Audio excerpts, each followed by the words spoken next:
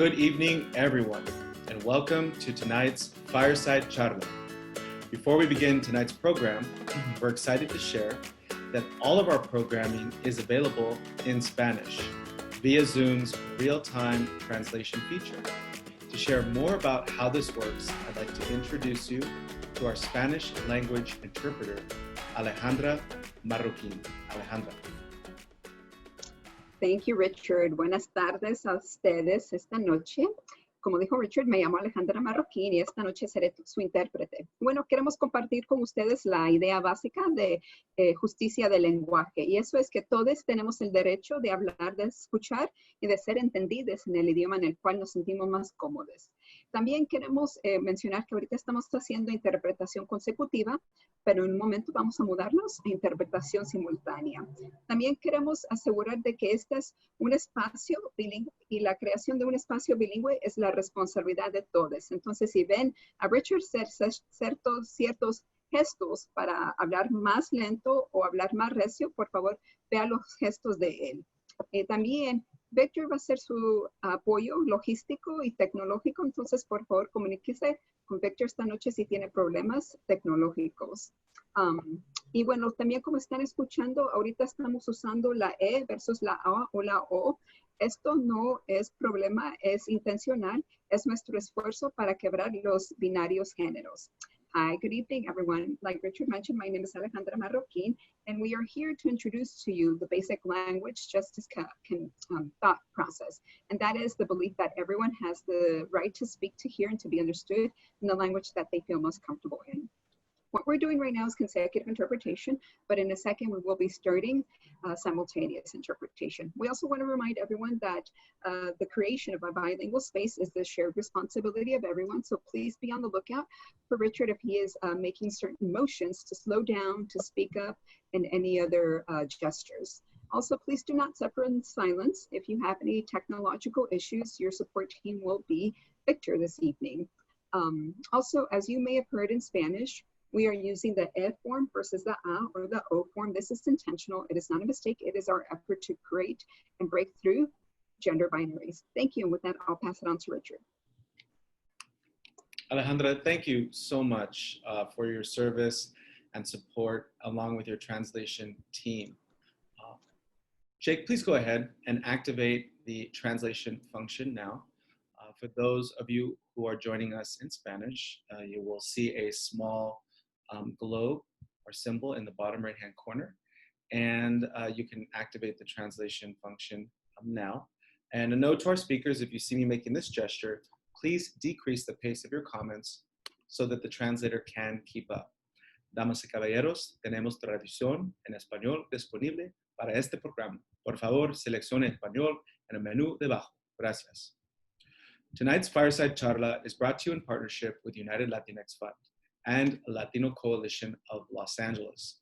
This online event series aims to engage, educate, and advocate on important and timely topics that impact LA's Latinx community during the COVID-19 pandemic, as well as during our current national crisis and civil unrest in response to police violence. My name is Richard Corral, and I am the Interim Executive Director of United Latinx Fund. I'd like to quickly thank our sponsors for tonight's event, Southern California Gas Company and JP Morgan Chase, for their commitment to and investment in nonprofits like United Latinx Fund that work to transform, uplift, and improve our community's quality of life. Our program is designed to engage you, our audience. So if you have a question, please enter your questions in the chat box. Cindy, the board president of the Latino Coalition, will be monitoring the chat box as well as engaging during our question and answer period. Please note that everybody's audio and video will be muted until the Q&A session. Also, tonight's program is streaming on Facebook Live. So to access the video, please visit ULF's Facebook page, and a link will be provided in the chat box, courtesy of Cindy. You can host a watch party and invite your friends. I'm actually going to be activating my ULF watch party throughout tonight's program, and hopefully I'll see you online as well. And now for tonight's CharLA. As we approach the 2020 presidential election a familiar question emerges. Who will Latinx vote for and why? The Pew Research Center observes that although Latinx represent the largest ethnic electorate, approximately 32 million eligible voters, in fact, African Americans cast more ballots, yet comprise a smaller share of the electorate, approximately 30 million eligible voters. This trend played itself out in the 2016 midterm elections when only 47.6% of eligible voters, Latinx voters, actually voted. In comparison to 65.3% of whites, 59.6% of African Americans, and 49.3% for Asian Americans. So tonight's discussion centers on existing and emerging methods to increase Latinx voter turnout, how you can support these efforts, and how to best build on this momentum. So with us tonight is Mark Gonzalez, LA County Democratic Chair and California State Director for Vice President Joe Biden's campaign, who will discuss this year's Latinx electorate, Latinx voter education and engagement strategies, and how grassroots nonprofits can support these strategies. Mark, welcome. Hi, good evening, Richard. Thank you so much for having me. I'm very honored to be part of this important and crucial conversation this evening. Thank you. Absolutely. So let's get right into it, Mark. Sure. In comparison to previous election cycles, what are the unique and defining characteristics of this year's Latinx electorate? Listen, Richard, I appreciate the question, and I thank you for all the work that you are doing on behalf of Los Angeles. I think one thing I want to make sure folks understand, LA County is 1/3 of the voting base of the state. And for me personally, as the chair of the Democratic Party, there are 6 million registered voters in LA County, 3 million of which are registered Democrats. And that's huge. And most of those Democrats are Latinos, Latinas, who are the ones who will pivot any of these statewide races in California. Every time California comes in, every time California comes in and LA specifically comes in, our numbers just jump. And that's the power of the Latinos. We're 40% of the state. Latino voters are 13% of the country's electorate in 2018, and 1/4 of that is in California. 7.9 million Latino eligible voters in California, and there are 32 million across the US. That's huge. We are increasing young electric voters. Sorry, I can never say that word.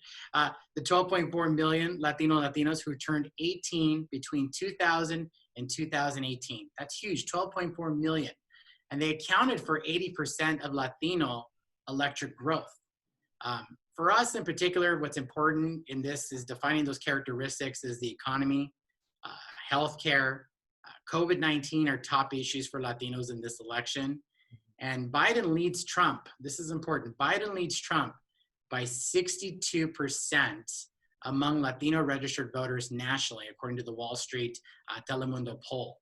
And so I think that this one of the issues that I have more recently is that they keep saying Biden and Harris have a Latino problem. They have a Latino problem, and that's just not simply true. He's been progressive. He's been a Latino champion. Senator Harris, as we know, she's our home state senator, U.S. senator, and she's got a strong connection to the Latino community. Many Latinos voted for her when she was running for Attorney General and then for U.S. Senator. And so I think that's a myth. Our vote is strong, but what we need to do as a community is be unified when we go to that voting booth on Election Day. And I think, Mark, it never ceases to amaze me, right? When you hear folks like yourself that are sharing these really impactful statistics that are undeniable, right? And I can personally remember numerous, election cycles where these stats and similar stats have been shared. And of course, it begs the question, why? Why are we still sort of having this conversation, and why, are we still here? So kind of leading up to the next question is, pulling from your decades of experience, what specific Latinx voter education and engagement strategies are you, Mark Gonzalez, advancing that maybe were not previously on the table, properly resourced, or properly acknowledged? Yeah, no, I appreciate that. I'll answer that in kind of two ways. I think The reality is we're living through a pandemic. There is a digital divide, and there's no secret to that. We know that, and it's our community and it's our gente who are experiencing that, as a result of not being able to connect to the internet, and that's an issue for us. So I can't, sit here and say that that doesn't exist, because we know that it does. In terms of the technology, and if we're able to have those tools, some of the newer things that have come out in comparison to before, we've got QR codes. That's a fancy, when you go to like a restaurant and they don't give you a menu anymore, you take your phone out, you push it through, and then the menu pops up. So you use a QR code to pop up. And so that you can now use that with your voting selections, now called Poll Pass, through the interceptive sample ballot. And that's something you can look at now. So those are newer tools to be able to do that, to scan and use that at a voting center for voting machines. Secretary of State Padilla rolled out the Where's My Ballot tracking system to see where ballots are received and counted. So that's a new thing for this particular election. And a new fancy kind of jargon term that they use on the campaign trail is relational organizing, which is especially used on digital platforms. And that simply means, downloading the Vote Joe app and then using that to connect to your contacts on your phone, and then just texting each other and saying, hey, have you voted? What are you feeling? I, every election day, always text my friends the sample voter guide about the positions that the party took. And then that's what they use to go to the voting booth that day. The difference with this election to then is that everybody in LA County is now receiving a ballot, as opposed to March, when not everybody would receive a ballot. We were part of the carve out. So now this is the first time that people who didn't request a vote by mail ballot are getting those. And then these are tools to be able to track that. And you had mentioned a specific app. Do you have a link to that app that you might be able to share so that we can share it with everybody? Yeah, I have Elizabeth on my team throw it into the chat, and then we'll definitely be able to pull it right there. You got it. Yeah. That's great.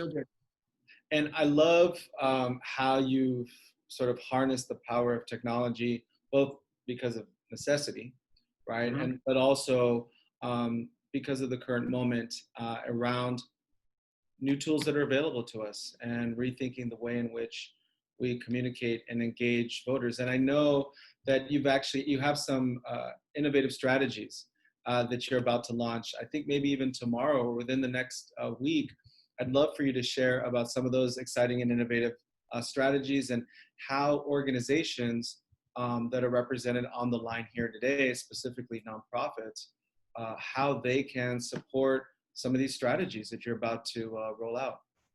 Yeah, no, I appreciate the question. I think, what we're starting to see more is these bilingual, trilingual websites that are now catering toward people who don't just speak English, and that's important. So you've got websites that are in Spanish, like voter registration sites. It's always important to, I always use this saying that in our world, sometimes in election world, we're always good about talking to people in the room. Now we forget about people in their living rooms. And those people in their living rooms don't always speak English. And in some cases, like my grandparents, you have to be able to remember that when you're trying to talk to the voter, you have to be able to speak to them in their language, literally. And that's an important factor in this particular election. And so there's many campaigns who are launching websites that are in Spanish. There's Latino program resource documents and the Biden campaign on policy, on trainings, on event signups. We've never seen that before in a presidential campaign, where they've really rolled out policy and trainings and those kind of signups again in Spanish. I think that's huge. In the Vote Joe app, the campaign updates with friends, there's a program that we rolled out called Llamando Contigo, which is a phone banking event to call Spanish-speaking voters.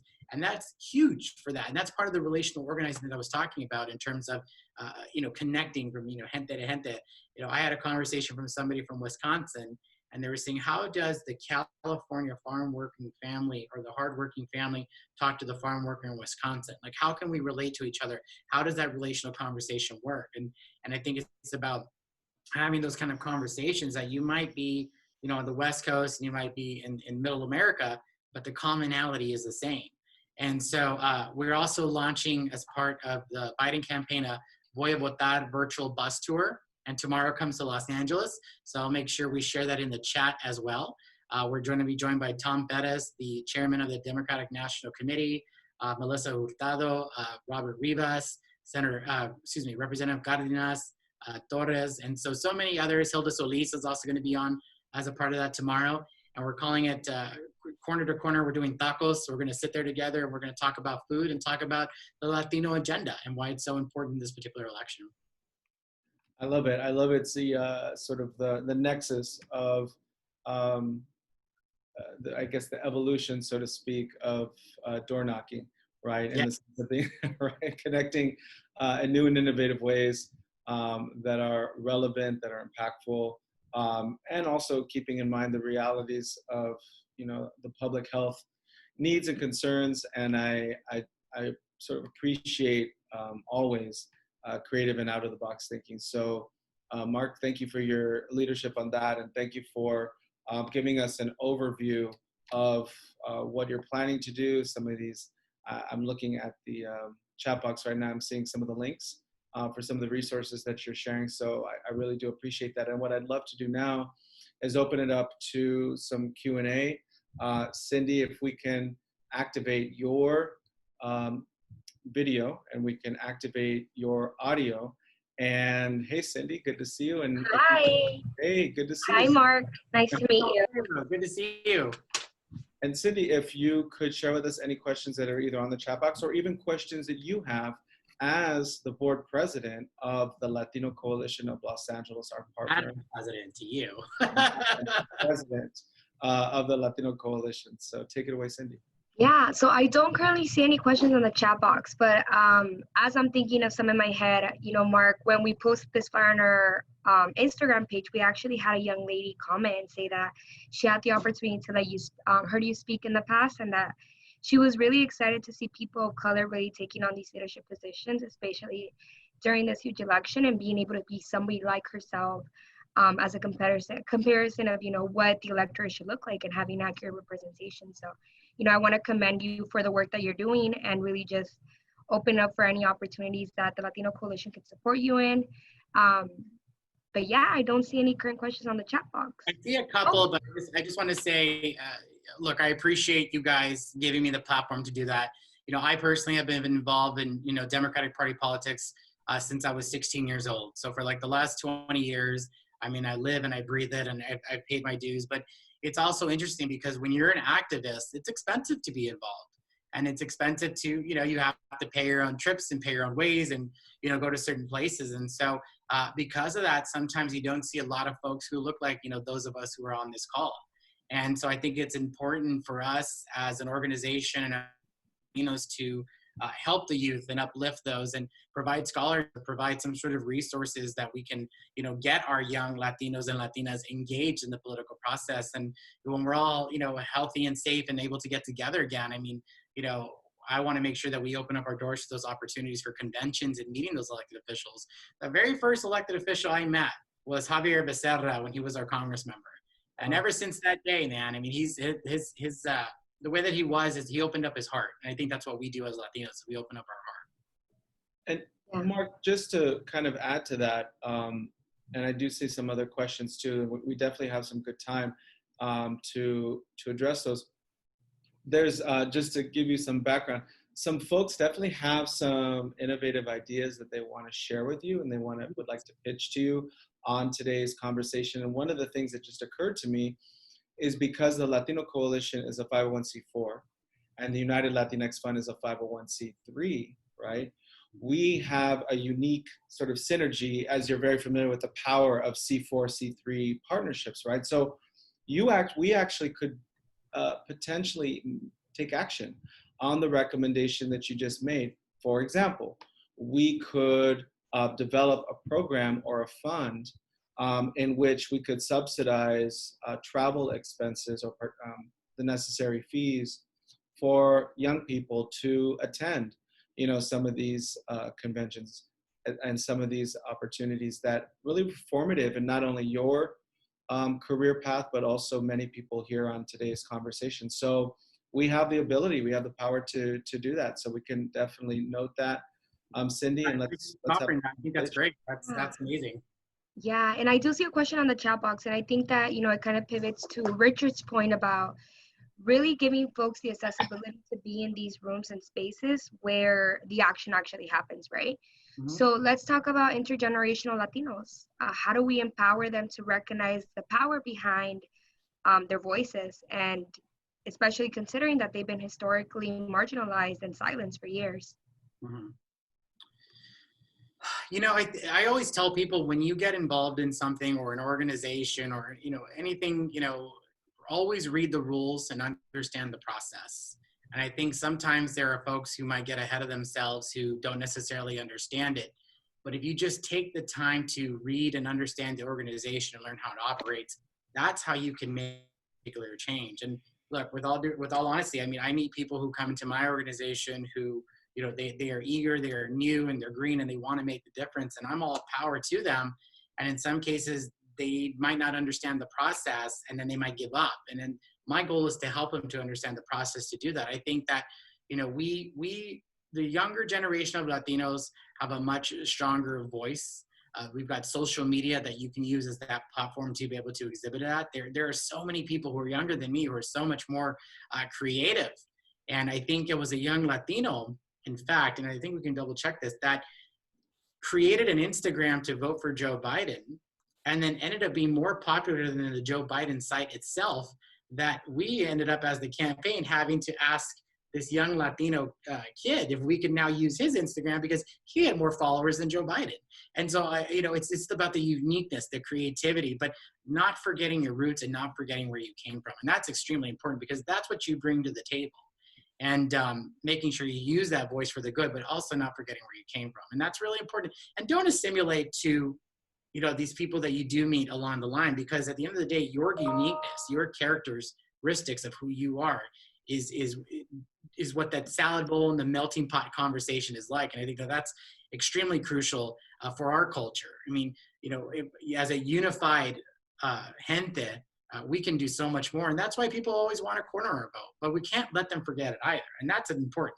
So when we get Joe Biden, Kamala Harris elected on November 3rd, November 4th, we still got work to do. We still have a lot of work to do to make sure that we maintain that. So I'm excited, and I'm confident we will win, and that'll be because of us, but we got to make sure that we got to keep their feet to the fire. Hi, Helen. Hi, hi, nice to see you. You look great. You. I'm on the golf course. Yeah, I wish. Sorry if you already covered this because I was on another Zoom meeting, but I'm kind of concerned, and I've heard mixed messages that there's a group of Latinos or the Latino community is supporting the president for re-election. And not coming out as strong for Biden like they did for Hillary Clinton. So can you discuss that a little bit, or make some comments about that? Sure. No, Helen, I really appreciate the question. And for those of you on here, Helen and I go way back. So well, I came from Javier Becerra. When you first met Javier Becerra, you were a youngster. Helen herself has broken a lot of glass ceilings. And she was one of the first individuals that I met getting involved in party politics, but simply when I worked for a local assembly member in Northeast Los Angeles. And Helen and I met at, I think, the old El Cholo in South Pass. And she was at a fundraiser. And you said to me, "Come here, mijo, sit with me. Tell me who you are. What's your story?" And we just had this great conversation.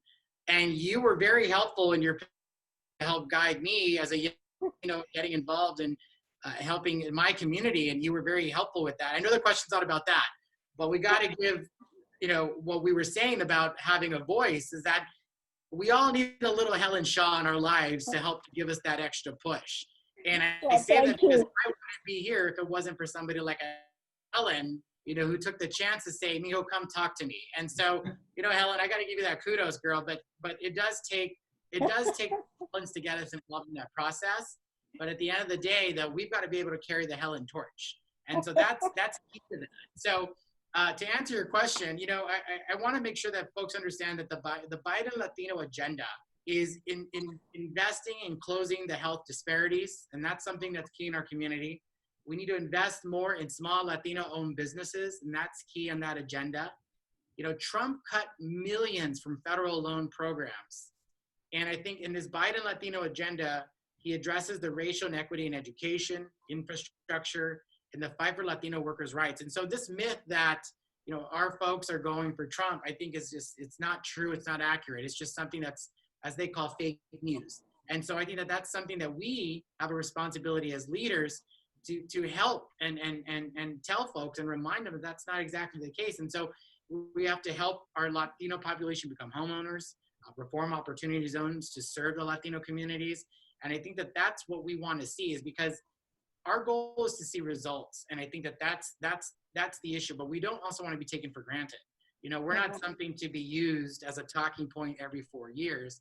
And I think that that's something that, you know, we don't want to be taken for granted, because when we are together, we will win. And that's the goal here. And so, Helen, in terms of your question, I would say that that's just fake news on that, but we definitely have work to do. And, you know, I was addressing earlier some of the programs and some of the ways that this campaign is investing in the Latino community. There's 17 battleground states. California is very lucky that we're not one of them, but we are helping those 17 battleground states. And there are so many ads that are going out in our language, on radio, on Instagram, on Facebook, on Twitter. I mean, you name it, you know, social media platforms that exist that are in Spanish, that are bilingual, that relate to our folks. And we're having an event tomorrow. I was telling Richard that we're going to corner to corner about tacos. How everybody always comes to Los Angeles, they always go to King Taco, you know, but there's Avenue 26 over by Richard and I, and there's so many other places, but that's what unites our community. And when we have food. I'm getting ready for tamale season myself, so there's that. Sounds good. Well, thank you for that response. It was great seeing you. Great seeing you too, Helen. So we also have a question from Liliana Perez. Oh my goodness. Oh yeah. Oh yeah. We're bringing in all the heavy hitters, Mark. I'm scared of her. It's a really important question. We don't often highlight the background, you know, the background and what motivates our speakers to really be in the leadership positions that they're on. So I was actually going to jump on that one next. So good catch, Richard. Eliana, let's activate her video, or she's feeling shy. We'll just do her audio. Liliana is a longtime friend, another person I first met in politics, and she's made history herself where she's at now through the NFL organization. She's done a lot. I think her mic's ready. Yeah, let's see if we can get her. All right, I'm ready. Yeah, no camera side just because I've been doing multiple things here at the home, but thank you so much for this beautiful forum, and thank you so much, Mark, for your leadership. I'm so proud of your who you are and how you present yourself, especially because you never forget immigrants, and you never forget immigrants being that you are multiple generations separated from you know, the origins, and so that is so critical, especially in this day and time. So can you speak to that? Why are you so connected to the immigrant and care about the immigrant experience? And also your origins. I know the answer. I'm proud to call you a brother, but I think the way you started your political career is very inspiring. Thank you very much, Richard. Well, Liliana, I appreciate that. And those of you who don't know Liliana, if you haven't done a show with just her, Richard, you've got to do it. Liliana has yes, exactly. She's next. Liliana has an incredible background, and you'll get to know her, but she's another individual who's been very helpful to me when I first you know, got into the political hemisphere. But I think it's important to mention what Liliana said about, you know, me always talking about immigrants, and in particular, I got asked a question last night about something about it was an event that we're doing honoring people, and they said, does them being a citizen, does that disqualify them from being able to be considered as an honoree? And that kind of upset me in the back of my head, because I was thinking to myself, if you've got people who are activists, who work their butts off, and not just on behalf of the party, but on the behalf of a better future, and you don't want to recognize them because they came here unbeknownst to themselves. And I think that's just ridiculous. And so I say that because we know this, we all know this, immigrants are the ones who built this country. Immigrants are the ones who are the first ones to get attacked. They're the ones who are in cages that this Trump administration is ignoring. We all saw the headlines, over the weekend about how Trump only paid $750 in taxes and immigrants pay well over 21 million or billion, it was the statistic. I apologize for not having that exact number, but my point is that, it's also important to remind folks that it's undocumented or it's immigrant. What always drives me wild is how the Trump administration, and I know that this is not necessarily supposed to be bipartisan, but the Republicans, the Trump administration who's igniting the flames of hate always calls us who are brown brothers and sisters illegal, as if we did something illegal. And that is the narrative that they put out there. And so part of what we have to do is to kind of remind them that nothing what we have done is illegal. We are the backbone of this country. We built this country. Those of us who do, we are your scientists. We are your doctors. We are not just the farm worker. We are not just the one who cleans your house. We are those who are the scientists. And as I said, we are the teachers. We're at all levels. We're not going away. And that is something that this administration continues to do, is to weaponize and demonize and humiliate our Latino community by labeling us that way. But I appreciate the question, Lily. It's such a really good point. Thank you, Lily. Thank you for joining us. And so we are at the top of the hour. And so I do want to transition into our mixer. But first, I want to thank Mark for sharing his insight, his experience, a little bit of his story, which hopefully we'll get more of, as well as some of his current activities to engage our community into the electorate, to activate them into action, and to get them to the polls. And I want to, as always, conclude this portion of the program by sharing next week's guest.